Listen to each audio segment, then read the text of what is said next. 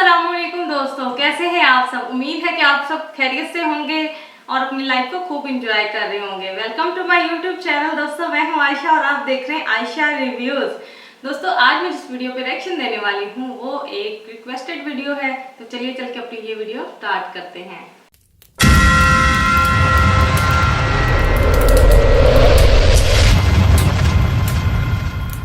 भगवान, जिसकी पूरी तरह से व्याख्या भी नहीं की जा सकती, लेकिन हमारे वेदों में कई ऐसी व्याख्याएं की गई हैं जो हमें परम सत्य जानने में मदद करती हैं। यानी वो कह रहे हैं हम पूरी तरह तो भगवान के बारे में नहीं जान सकते, लेकिन कुछ चीजें ऐसी हैं जो हमारी थोड़ी मदद करती हैं जानने में। आज वैज्ञानिक भी इस बात को मानते हैं कि हमारी सृष्टि में कई आयाम हैं। 10 आयामों की एक थ्योरी सामने भी लाई गई है, लेकिन हमारे वेदों और पुराणों में 64 आयामों के बारे में बताया गया है। तो आज हम आपको इन्हीं वैदिक डायमेंशंस की जानकारी देने वाले हैं और ये जानने की भी कोशिश करेंगे कि भगवान किस आयाम में रहते हैं। हमारी भौतिक सृष्टि 3 आयामी है, जिसमें पहला आयाम है ऊपर नीचे होना और दूसरा आयाम है दाएं बाएं होना। हमारा टीवी भी यही 2 आयामी होता है, जिसमें कोई भी चीज या तो ऊपर नीचे या दाएं बाएं जा सकती है। लेकिन हम 3 आयामी संसार में रहते हैं, जिसमें हम ऊपर नीचे के साथ साथ दाएं बाएं भी जा सकते हैं। और तीसरा आयाम है आगे पीछे होना, इसे ही 3D कहते हैं। हम इसी 3 आयामों में बंधे हुए हैं, जबकि चौथा आयाम है समय। इस आयाम को हम सिर्फ आगे बढ़ता हुआ महसूस कर सकते हैं, हम इसमें पीछे नहीं जा सकते। बिल्कुल ऐसा ही है, जो एक वक्त ही है जो जिसको हम रोक नहीं सकते आगे जाने से। हम सिर्फ इन 4 आयामों को ही महसूस कर सकते हैं, यही हमारी सीमा है।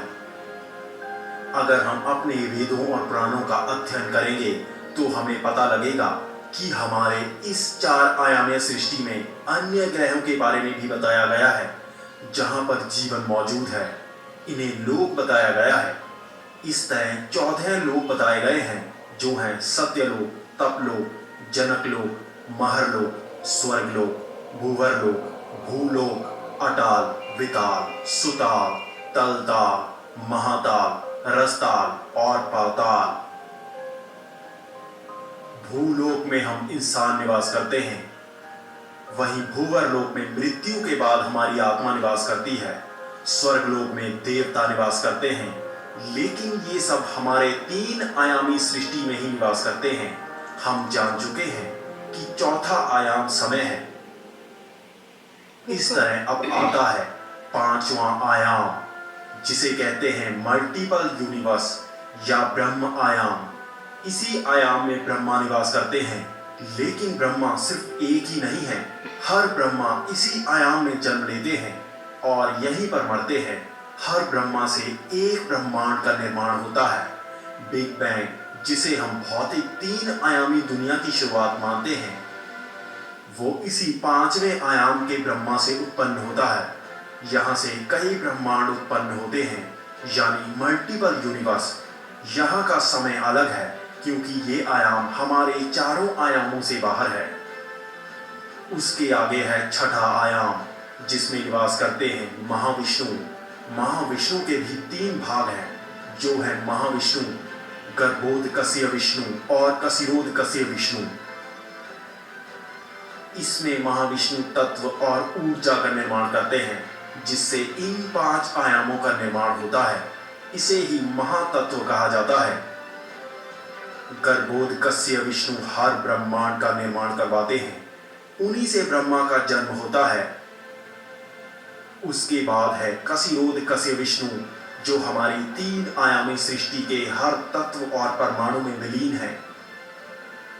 जब हम ध्यान करते हैं तो हम कशिरोदकस्य विष्णु को महसूस करते हैं। जब हम इसका ज्ञान पा लेते हैं तो हम भौतिक माया से बाहर आ जाते हैं। इसी से हम परमात्मा को महसूस करते हैं।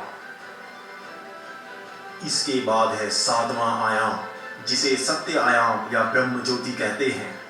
इसे ही हमारे वेदों में आकाशित रिकॉर्ड की तरह भी प्रस्तुत किया जाता है। एक योगी जब गहन साधना करते हैं तब वो इसी आयाम को महसूस करते हैं। इसी आयाम में समाया है वो अनंत ज्ञान जिसकी मदद से मनुष्य देवता की श्रेणी में चला जाता है। इस आयाम का बोध पाने वाला महाज्ञानी होता है जिसके ज्ञान चक्षु चरम सीमा तक पहुंच जाते हैं। इसके बाद है 8वां आयाम जिसे कैलाश कहा जाता है। इस आयाम में भगवान शिव का भौतिक रूप निवास करता है। उनका कार्य ही 7 आयामों का संतुलन बनाए रखना है। इसीलिए सिद्ध योगी भगवान शिव को पाने की कोशिश करते हैं, क्योंकि सत्य आयाम से ज्ञान पाकर हर योगी भगवान शिव को पाना चाहता है।